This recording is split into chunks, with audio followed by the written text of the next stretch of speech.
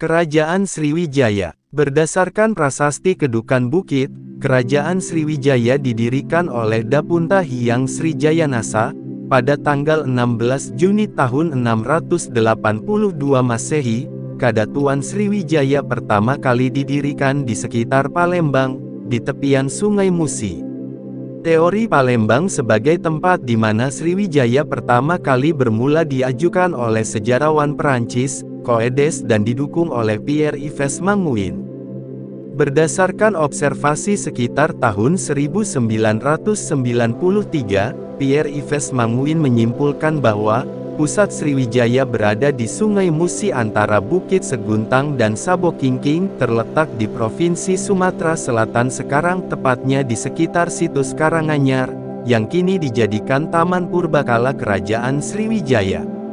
Pendapat ini didasarkan dari foto udara tahun 1984, yang menunjukkan bahwa situs Karanganyar menampilkan bentuk bangunan air, yaitu jaringan kanal, parit, kolam serta pulau buatan yang disusun rapi, yang dipastikan situs ini adalah buatan manusia. Bangunan air ini terdiri atas kolam dan 2 pulau berbentuk bujur sangkar dan 4 persegi, serta jaringan kanal dengan luas areal meliputi 20 hektare.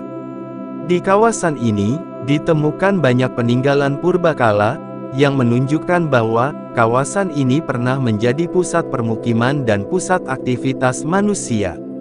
Keberadaan situs-situs Kerajaan Sriwijaya, yang tersebar luas tidak hanya di kota Palembang, tetapi juga di wilayah Sumatera Selatan lainnya, informasi tentang sebuah kerajaan yang pernah berjaya di Asia Tenggara dengan pusatnya di Palembang, Sumatera Selatan. Penelitian arkeologi yang intensif di Palembang ataupun di luar Palembang yang dilakukan oleh Pusat Penelitian Arkeologi Nasional ataupun Balai Arkeologi Palembang sejak tahun 1970-an telah memperkuat bukti-bukti bahwa Palembang merupakan ibu kota Kerajaan Sriwijaya. Terkait dengan lokasi pusat Kerajaan Sriwijaya di Palembang, situs Karanganyar diperkirakan lokasi Dapunta Hyang mendirikan perkampungannya, Wanua, yang kemudian berkembang jadi ibu kota kerajaan. Situs Karanganyar dikelilingi oleh kanal atau parit buatan yang saling berhubungan, dan di dalamnya terdapat kolam-kolam buatan. Parit yang terpanjang adalah Suak Bujang yang memotong meander Sungai Musi sepanjang 3.300 meter. Situs-situs masa Sriwijaya yang ada di kota Palembang selain situs Karanganyar adalah situs Talang Tuwo, Sungai Tatang, Telaga Batu, Bumbaru, Bukit Siguntang, Lorong Jambu, Tanjung Rawa, Talang Kikim, Padang Kapas, Lebak Kranji, Kambang Unglen, Ladang Sirap, Museum Badarudin, Candi Angsoka, Sarangwati, Gedeing Suro, Kolam Pinisi, Sungai Buah. Situs-situs masa Sriwijaya yang ada di luar kota Palembang meliputi Air Sugihan, Karangagung, situs Samirejo, Candi Bumiayu, situs Bingin Jungut, situs Candi Tingkip, situs Teluk Kijing, situs Candi Lesung Batu dan situs Kota Kapur. Bukti-bukti arkeologis yang ditemukan dari situs-situs tersebut berupa prasasti, arca, sisa-sisa bangunan bata dan batu candi dan bangunan lain, kanal, kolam, sisi perahu, keramik, tembikar, industri manik-manik, stupika tanah liat, cetakan stupa dan manik-manik. Situs Kambang Unglen terletak sekitar 200 meter di sebelah timur laut Pulau Cempaka, masuk wilayah Kelurahan Bukit Lama, Kecamatan Ilir Barat 1 Palembang, pada saat ini merupakan pemukiman penduduk. Dari situs ini tinggalan budaya yang dominan adalah manik-manik kaca, manik-manik batu, serta bahan baku untuk membuat manik-manik kaca. Selain temuan tersebut terdapat juga struktur bata berupa lantai, pecahan keramik dan tembikar, dan fragmen prasasti. Di lokasi yang luasnya sekitar 1 hektar ditemukan tanda-tanda adanya industri manik-manik kaca berupa bahan baku kaca, limbah industri manik-manik, manik-manik kaca setengah jadi dan yang sudah jadi. Temuan ini mengindikasikan bahwa situs ini merupakan tempat pemukiman masa Sriwijaya. Manik-manik yang ditemukan di situs Kambang Unglen juga menunjukkan adanya manik-manik kaca impor dari Asia Barat abad ke-10–11 Masehi. Thailand abad ke-9 Masehi dan Malaysia abad ke-9–12 Masehi. Situs Kambang Purun terletak di wilayah Kelurahan Bukit Lama, Kecamatan Ilir Barat 1, pada jarak sekitar 200 meter di sebelah arah barat laut situs Kambang Unglen. Dari situs ini ditemukan 6 buah prasasti Siddhayatra, sebuah fragmen prasasti yang terdiri dari 4 baris, pecahan keramik Cina dari masa dinasti Tang abad ke-8–10 Masehi, dan sebuah batu yang berbentuk seperti keong. Situs Pagar Alam Palembang merupakan peninggalan Sriwijaya yang bercorak Hindu, terletak di Jalan Mayor Ruslan Palembang sekitar 500 meter di sebelah utara situs Candi Angsoka. Di situs ini ditemukan sebuah arca Ganesha yang dibuat dari batu. Arca Ganesha yang berukuran 175 cm dan lebar 110 cm ini ditemukan di halaman rumah penduduk ketika orang menggali tanah untuk membuat fondasi bangunan. Arca digambarkan duduk bersila, dan mempunyai 4 tangan. Kedua tangan depan memegang gading dan mangkuk, sedangkan tangan belakang masing-masing memegang tasbih dan kapak. Belalainya mengarah ke kiri, ke dalam mangkuk. Posisi duduk arca ini sama seperti arca-arca Ganesha dari India Selatan, yaitu kaki kanan dilipat ke atas dan kaki kiri bersila. Berdasarkan gaya seninya arca ini diperkirakan berasal dari sekitar abad ke-9 Masehi. Situs Lemah Abang dikenal dengan nama situs Sarangwati karena terletak di rumah penduduk yang diberi nama Villa Sarangwati. Lokasi situs terletak datar yang agak tinggi, tetapi ke arah selatan permukaan tanahnya menurun hingga ke Sungai Musi. Dari situs ini ditemukan sebuah arca Bodhisattva Avalokiteswara dan sejumlah besar stupika tanah liat. Situs Candi Angsoka terletak pada sebidang tanah wakaf di Kelurahan 20 Ilir, Kecamatan Ilir Timur 1, Kota Palembang. Di sebelah utara dan barat situs merupakan pemukiman penduduk. Pada sudut tenggara terdapat sebuah makam yang dikeramatkan yang disebut Makam Madi Angsoka. Tinggalan budaya masa lampau yang terdapat di areal situs ini berupa bangunan bata, yoni yang belum jadi, hiasan kala, dan balok batu. Sisa bangunan bata yang ditemukan sebagian dimanfaatkan sebagai makam Madi Angsoka dan sebagian lagi masih terpendam dalam tanah. Pada beberapa buah bata lepas yang ditemukan terdapat inskripsi dalam aksara yang mirip dengan aksara Jawa kuno abad ke-10 Masehi. Dari ekskavasi yang dilakukan pada tahun 1990 dan 1991 di kedalaman sekitar 1 meter ditemukan struktur bata berbentuk lantai, pecahan keramik, dan sepotong kayu. Pecahan keramik berasal dari abad ke-10 Masehi, sedangkan berdasarkan analisis C14 terhadap fragmen kayu menunjukkan pertanggalan antara 650 sampai 850 Masehi. Yoni yang ditemukan berupa batu andesit dengan ukuran 112 x 130 cm. Di bagian atas terdapat lubang yang berbentuk segitiga. Diperkirakan bahwa Candi Angsoka merupakan bangunan candi yang belum selesai dikerjakan. Jika dugaan candi benar maka candi ini berkaitan dengan kegiatan agama Hindu pada sekitar abad ke-10 Masehi.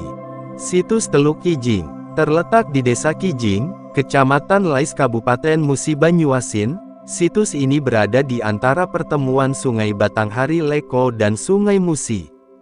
Westenang menggambarkan situs ini dikelilingi oleh sebuah parit di dalamnya, dengan temuan berupa batu bata dan sisa besi. Ekskavasi atau penggalian yang dilakukan di situs Teluk Kijing menemukan hamparan bata yang bersusun tidak beraturan. Pada bagian bawah terdapat susunan batu kerakal yang tidak teratur dan diduga bekas lantai. Selain itu di situs ini juga ditemukan pecahan relief candi yang menggambarkan seorang penari atau pemusik yang membawa gendang, tetapi bagian kepalanya sudah hilang. Pada tahun 1995 tim gabungan dari Balai Arkeologi Palembang, CNRS dan EFEO Perancis telah menemukan sebuah benteng tanah dengan saluran di bagian sisi dalamnya. Panjang saluran 1,5 km, dengan lebar 2,5 meter dan tebal 2 meter. Tinggalan-tinggalan arkeologi di situs Teluk Kijing berupa reruntuhan candi, berbagai bentuk keramik diantaranya vas bunga, cepuk, tempat lili, teko, cangkir, buli-buli, pasu, mangkok, dan piring, artefak logam dan pecahan kaca kuno. Situs Kolam Pinisi terletak di Padang Kapas, yang termasuk wilayah Kelurahan Bukit Lama Kecamatan Ilir Barat 1 Palembang. Keadaan tanah situs ini tidak rata, terdiri dari tanah rawa dan tanah kebun. Penelitian yang dilakukan pada situs ini di tahun 1989, berhasil menemukan lebih dari 60 bilah papan yang merupakan sisa bagian lambung sebuah perahu. Papan-papan kayu yang jumlahnya lebih dari 60 bilah itu masing-masing berukuran rata-rata panjang 250 cm, lebar 30 cm dan tebal 5 cm. Pada salah satu permukaannya terdapat tonjolan yang berdenah 4 persegi panjang dengan lubang-lubang di sisi dan permukaannya, yang disebut tambuku.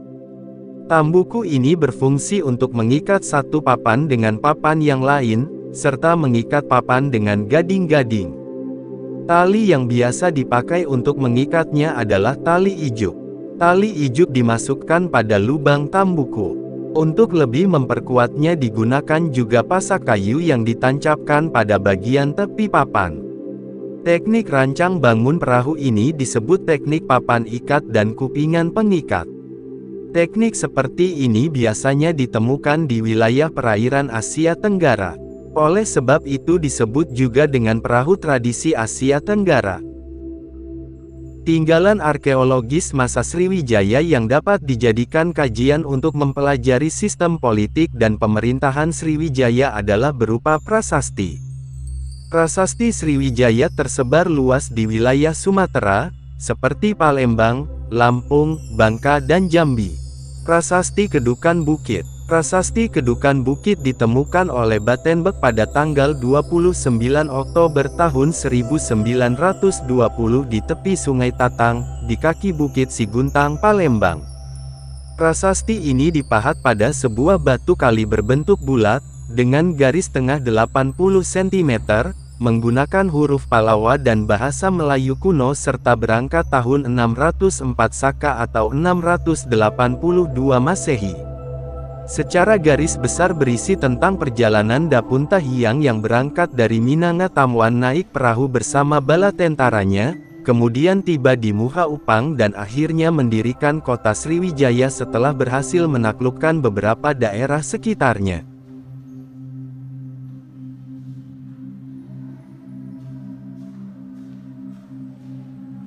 Prasasti Talang Tuo. Prasasti Talang Tuo ditemukan di Desa Gandus pada tahun 1920 oleh L.C. Westenang, seorang warga Belanda yang menjadi residen Palembang saat itu.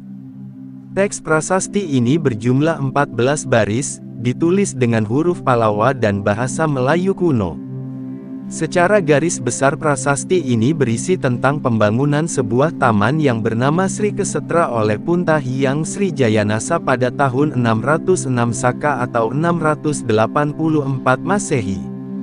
Pembangunan taman ini disertai dengan harapan semoga taman dan tanamannya bermanfaat bagi semua makhluk dan semoga seluruh masyarakat diberikan kemakmuran, pengetahuan dan ketegaran hidup serta memperoleh kekuatan batin dan memiliki jiwa yang besar bagaikan Sang Mahasatwa.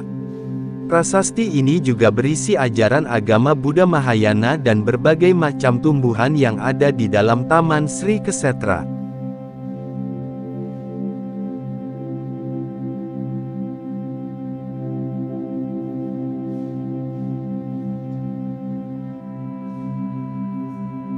Prasasti Telaga Batu. Prasasti Telaga Batu ditemukan di kawasan situs Sabokingking, 2 Ilir, Palembang. Prasasti ini berhuruf Palawa dan berbahasa Melayu kuno, tetapi dari segi paleografi diperkirakan sejaman dengan prasasti Sriwijaya lainnya, yaitu dari abad ke-7 Masehi. Dipahat pada sebongkah batu andesit dengan hiasan 7 kepala ular kobra pada bagian atasnya, sedangkan bagian bawah terdapat cerat pancuran. Prasasti ini memuat tentang sumpah setia baik para pejabat kerajaan, termasuk kerabat raja, maupun para pekerja dan hamba raja kepada Raja Sriwijaya. Mereka yang melanggar sumpah ini akan terbunuh oleh kutukan dalam sumpah tersebut. Jadi dapat dikatakan bahwa prasasti ini merupakan ikrar seluruh jajaran pegawai Sriwijaya agar taat dan patuh kepada raja demi menegakkan kebesaran Sriwijaya.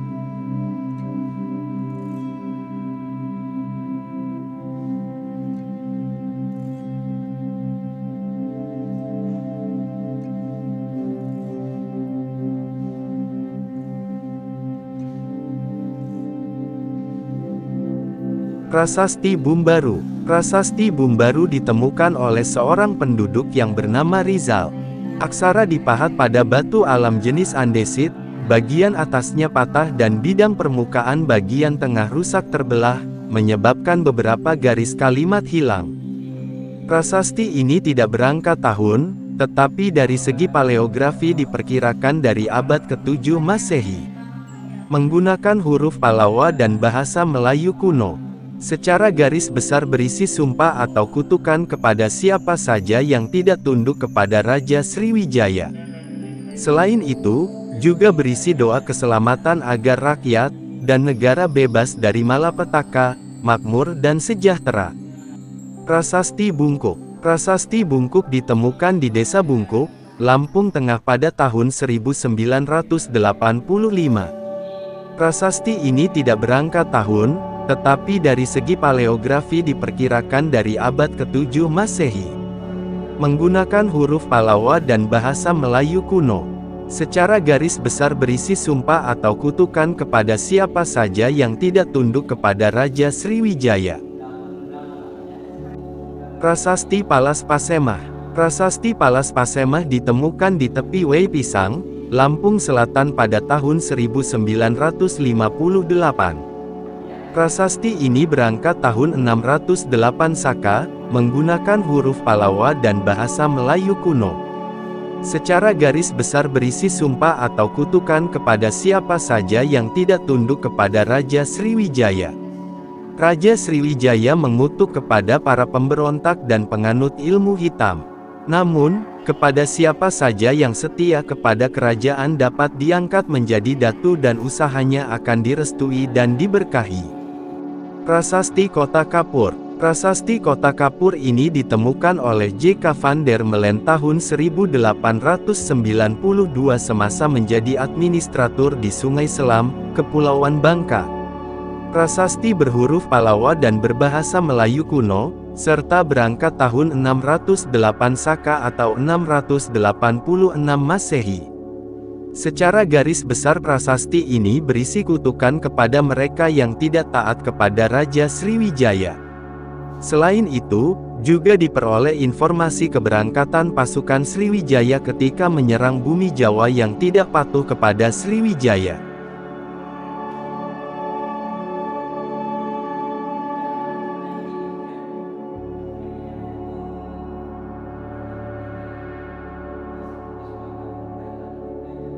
Prasasti Karangberahi. Prasasti ini merupakan satu-satunya prasasti Sriwijaya yang ditemukan di Provinsi Jambi, tepatnya di tepi Sungai Merangin.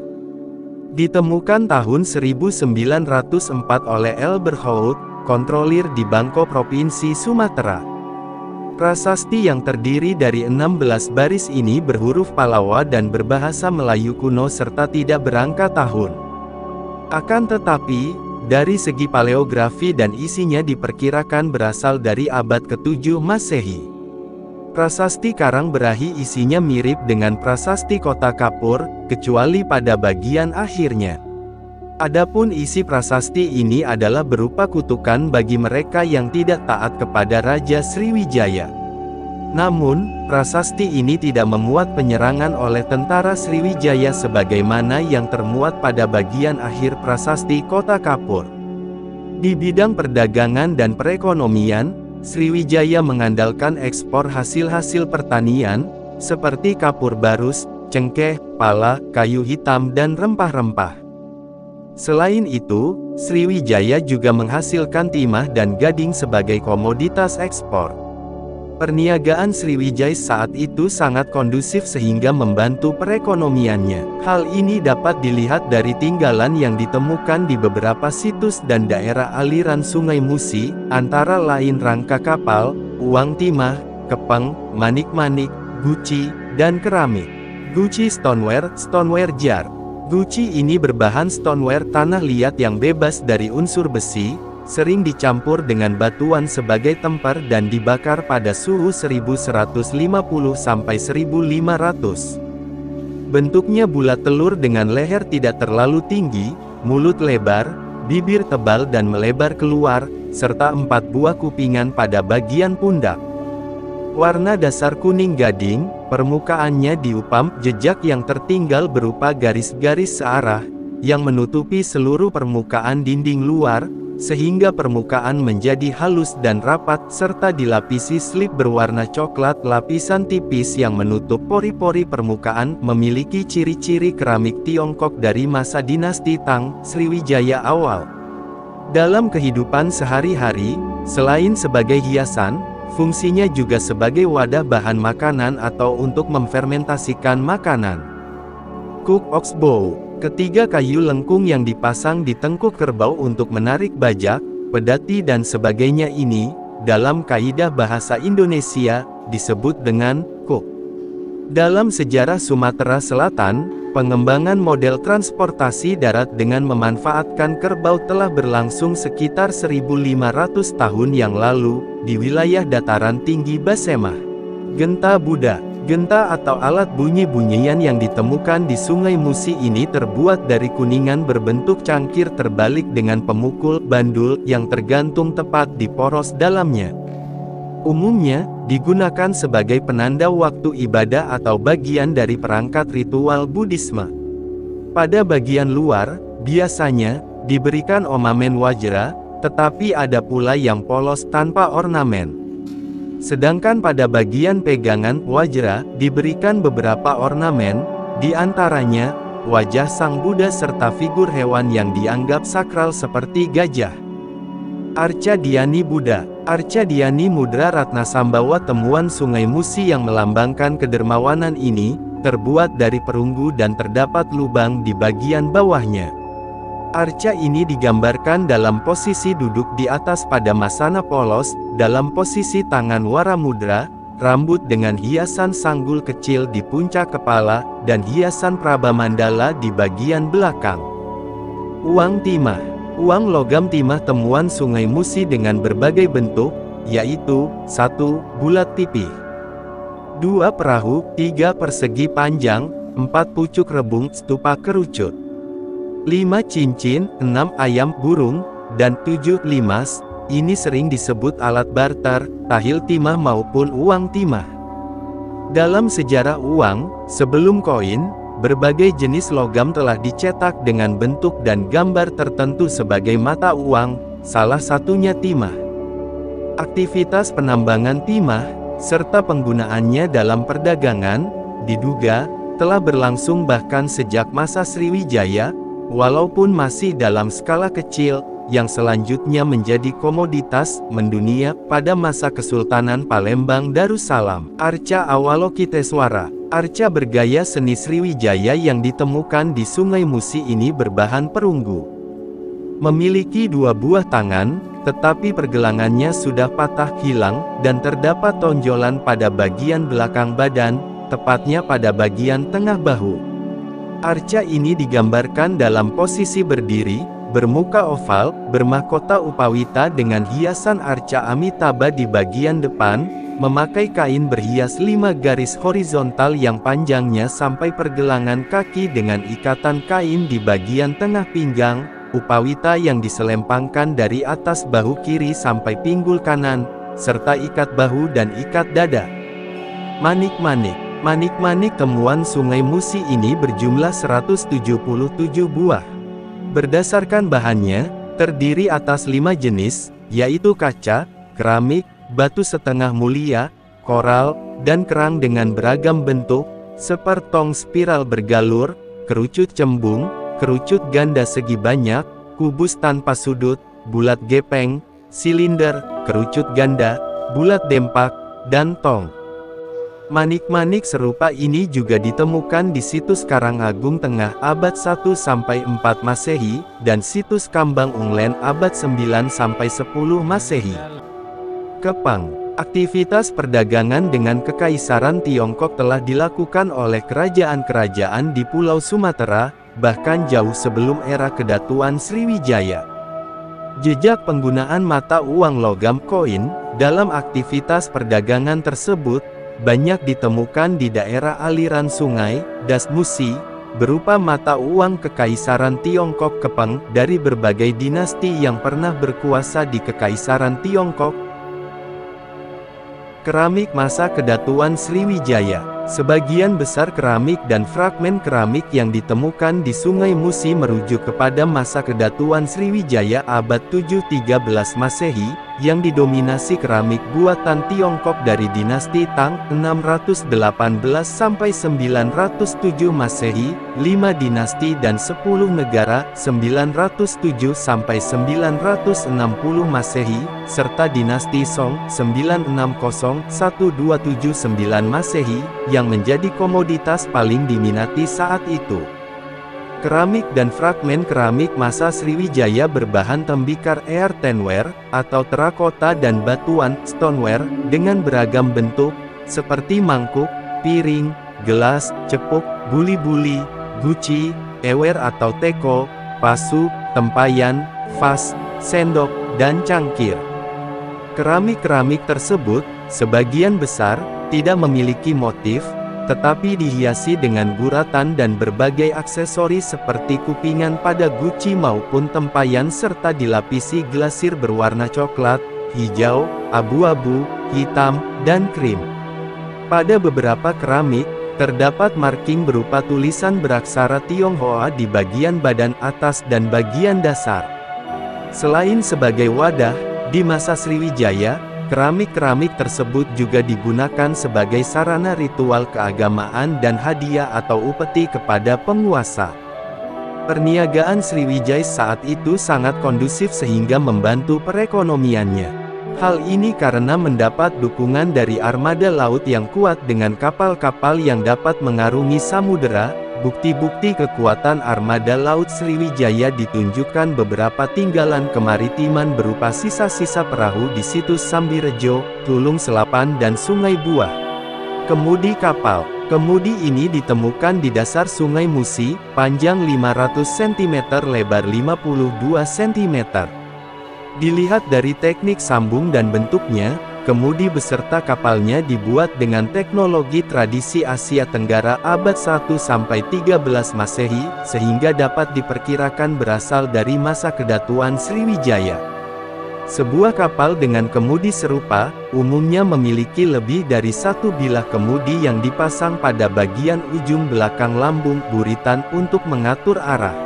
Kemudi kapal. Kemudi kapal ini terbuat dari kayu unglen atau biasa disebut penduduk dengan sebutan kayu besi, karena jenis kayu ini jika sering terendam dalam air akan semakin kuat. Kemudi ini mempunyai panjang 8,2 meter, ditemukan di daerah Sungai Buah Palembang pada tahun 1960. Temuan kemudi ini merupakan salah satu bukti bahwa Sriwijaya merupakan kerajaan maritim dan salah satu pusat perdagangan internasional terbesar di Asia Tenggara. Di bidang keagamaan Sriwijaya juga memegang peranan sangat penting. Sejak abad ke-7 Masehi, Sriwijaya telah dikenal sebagai pusat studi agama Buddha. Yi Xing, seorang pendeta Buddha dari China, dalam perjalanannya dari Kanton menuju India pada sekitar tahun 672 Masehi singgah dan tinggal di Sriwijaya untuk mempelajari tata bahasa Sanskerta selama 6 bulan. Menurut Yi Xing, Di Sriwijaya terdapat 1000 pendeta yang menguasai pengetahuan agama Buddha seperti di Madidesa, India. Berdasarkan sumber dari China ini, Ising menganjurkan kepada pendeta China yang hendak belajar ke India sebaiknya belajar dulu selama 1 atau 2 tahun di Sriwijaya, baru kemudian belajar ke India. Kerajaan Sriwijaya sampai dengan awal abad ke-11 Masehi masih merupakan pusat studi agama Buddha. Pada masa pemerintahan Chudamaniwarman, muncul tokoh-tokoh agama Buddha yang sangat terkenal seperti Sakyakirti dan Dharmakirti. Arca-arca tinggalan Sriwijaya tersebar di berbagai wilayah, baik di sekitar kota Palembang maupun di luar Palembang, seperti Binginjumut Musirawas dan di dekat Sungai Komering. Di situs Bukit Siguntang ditemukan tinggalan arca-arca yaitu arca Buddha Bukit Siguntang, Bodhisattva, arca Lokeswara, arca Kuwera Jambala, dan arca Buddha Wairocana yaitu Buddha yang menguasai zenit dengan sikap Dharma Cakra Mudra, sama dengan memutar roda cakra. Di situs Geding Suro ditemukan tinggalan berupa arca Buddha dengan pakaian kebesaran dan berukuran lebih kurang 1,18 meter, dan arca-arca Buddha perunggu bahkan ada yang berlapis emas. Di dekat Sungai Komering ditemukan 3 arca yaitu Buddha, Maitreya dan Avalokiteswara. Di situs Binginjumut ditemukan arca Buddha yang belum selesai dan Avalokiteswara. Arca Buddha Maitreya. Arca Buddha Maitreya ini terbuat dari perunggu dan ditemukan di Sungai Komering. Langgam arca ini mirip dengan langgam arca-arca Jawa Tengah. Langgam arca demikian di Thailand dimasukkan dalam kategori Sriwijaya Art. Arca Buddha Bodhisattva. Arca ini ditemukan di Geding Suro, Kelurahan 1 Ilir Palembang, dari hasil penggalian liar pada tahun 1990-an. Arca Buddha Bodhisattva ini terbuat dari bahan perunggu. Buddha Bodhisattva merupakan penjelmaan Dhyani Buddha di dunia untuk mengajarkan Dharma. Dilihat dari gaya seninya, kedua arca ini berasal dari abad ke-9 Masehi. Arca Buddha Avalokiteswara. Arca Avalokiteswara ditemukan di situs Binginjumut yang terletak di Desa Binginjumut, Kecamatan Muara Kelingi, Kabupaten Musirawas. Arca Avalokiteswara ini terbuat dari batu andesit. Arca ini diduga berasal dari sekitar abad ke-9 Masehi dan berlanggam Shailendra. Aslinya disimpan di Museum Nasional. Arca Buddha Bukit Siguntang. Arca Buddha ini terbuat dari batu granit, ditemukan di Bukit Siguntang pada tahun 1920-an dalam keadaan tidak utuh, terbagi menjadi beberapa bagian. Setelah direkonstruksi ternyata menjadi arca Buddha berukuran besar, 277 cm. Arca ini berbentuk tokoh dalam posisi berdiri mengenakan jubah transparan yang berlipat-lipat menutupi kedua bahunya, berambut keriting, bersanggul usnisa, dan di dahinya terdapat bulatan urna. Ciri-ciri ikonografi pada arca menunjukkan gaya Amarawati yang berkembang di India Selatan pada sekitar abad ke-2 sampai 5 Masehi. Namun gaya ini masih tetap berkembang di Sri Lanka sampai abad ke-8 Masehi. Diperkirakan arca Buddha Bukit Siguntang ini berasal dari abad ke-7 sampai 8 Masehi. Arca Buddha Tingkip. Arca ini terbuat dari jenis batuan andesit, ditemukan di situs Tingkip, Kabupaten Musirawas Utara, Sumatera Selatan. Menggambarkan sosok Sang Buddha yang sedang berdiri di atas asana yang berbentuk Padma Ganda, mengenakan jubah tipis polos, dan memperlihatkan sikap tangan Witarka Mudra yang melambangkan Buddha sedang mengajar. Dari kualitas dan hasil pahatannya yang halus, arca ini cenderung mengikuti gaya seni Dwarawati, tetapi merupakan produk lokal Sriwijaya. Arca Buddha Unfinished. Arca ini terbuat dari jenis batuan pasir, ditemukan di situs Binginjumut, Kabupaten Musirawas, Sumatera Selatan. Proses pengerjaan dan pahatannya belum selesai. Menggambarkan sosok arca Buddha dalam posisi duduk bersila dengan sikap tangan Witarka Mudra yang melambangkan Sang Buddha sedang mengajar. Selain agama Buddha, Agama Hindu juga merupakan salah satu agama yang berkembang di Sriwijaya. Berdasarkan kajian tinggalan arkeologis, agama Hindu diperkirakan sudah ada di Sriwijaya sejak abad ke-6 Masehi dan terus berkembang hingga abad ke-15 Masehi. Hal ini menunjukkan bahwa agama Hindu sudah ada sebelum Sriwijaya muncul dan masih tetap berkembang pada saat kerajaan Sriwijaya sudah runtuh pada sekitar abad ke-13 Masehi. Agama Hindu juga berkembang di ibu kota Sriwijaya, Palembang dengan adanya bukti temuan arca Ganesha dan Siwa Mahadewa. Tinggalan ini diperkirakan berasal dari abad ke-10 Masehi. Di wilayah pedalaman, tepatnya di daerah Bumiayu, Muara Enim, agama Hindu berkembang pesat. Dari tinggalan arkeologis di tempat ini, diperkirakan agama Hindu berkembang sekitar abad ke-9 hingga 15 Masehi. Agama Hindu juga berkembang di daerah Musirawas.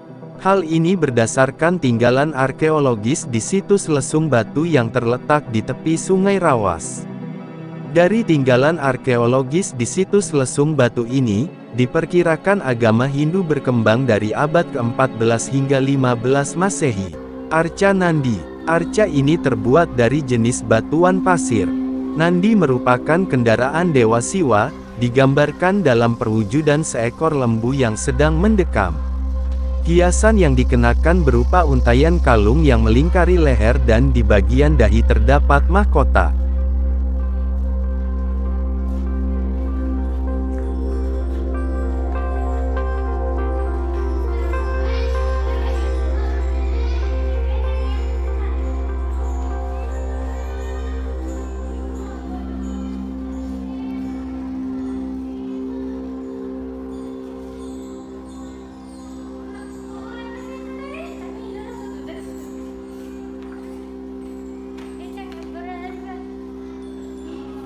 Makara. Makara ini terbuat dari batuan sedimen jenis batu putih, ditemukan di Desa Gandus, Kota Matia Palembang, Provinsi Sumatera Selatan. Bentuknya menyerupai binatang singa dalam posisi mendekam. Makara dalam mitologi Hindu berwujud binatang air berkaki 4 yang mulutnya berbelalai seperti gajah. Hewan ini merupakan kendaraan Dewa Gangga dan Dewa Wanua, Dewa Air.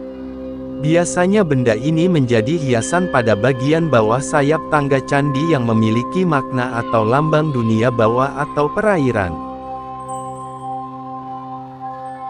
Sriwijaya juga menjalin hubungan dengan kekhalifahan Islam zaman Bani Umayyah 661 sampai 750 Masehi dan Bani Abbasiyah 750-1256 Masehi.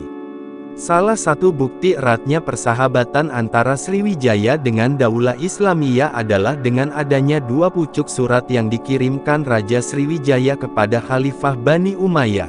Perkampungan Muslim. Kaum Muslim dari Arab masa dinasti Umayyah dan Abbasiyah bergaul dengan harmonis dengan umat Hindu yang diwakili para pedagang India, dan umat Buddha di Sriwijaya, yang dalam pengucapan lidah mereka disebutnya sebagai Zabkej atau Sribuza.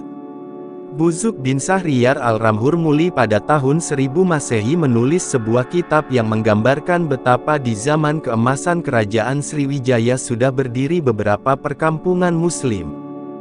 Setelah Sriwijaya mengalami kemunduran pada sekitar abad ke-13 Masehi, beberapa abad kemudian di Palembang terjadi masa kekosongan pemerintahan. Pada masa ini, berbagai penguasa dari tempat lain menduduki Palembang, misalnya bajak laut dari Nanhai China Selatan, dan Majapahit.